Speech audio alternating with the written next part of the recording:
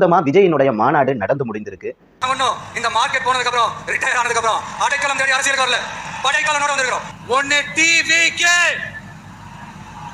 இன்னொன்னு டிஎம்கே. குட்டிகரணம் போட்டாலும் தாமரை இலையில தண்ணியே ஒட்டாது. தமிழக மக்கள் மட்டும் எப்படி ஒட்டுவாங்க? நமக்கு ரொம்ப ரொம்ப பிடிச்சது புரட்சி தலைவர் எம்ஜிஆர் அவர்கள் தான்.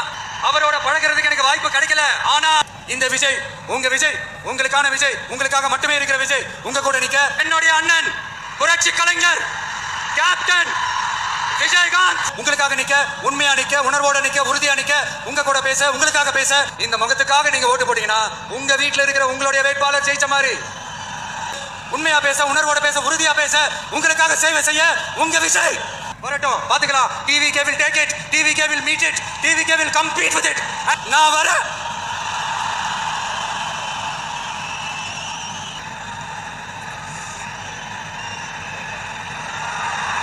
மாநாட்டை பத்தி பேசணும் அப்படின்னா ரொம்ப ருசிகரமான பல தகவலை சொல்லியே ஆகணும். நான் இன்னைக்கு மட்டும் இல்ல, என்னைக்குமே ஒரு தாய் மாமனா தான் இருப்பேன். பல பேர் இதை எதிர்த்து பேசியிருக்காங்க. குறிப்பா தமிழிசை சவுந்தரராஜன் அக்கா ஒரு கொடியும் கம்பத்தை நான் உண்மையிலேயே பயந்துட்டேன். அதை பார்த்து சாலி தொண்டர்கள் நான் சொல்றேன், ஏன்னா ஓடி போயிட்டாங்க. ரொம்பவே கண்டிச்சும் பேசியிருக்காங்க.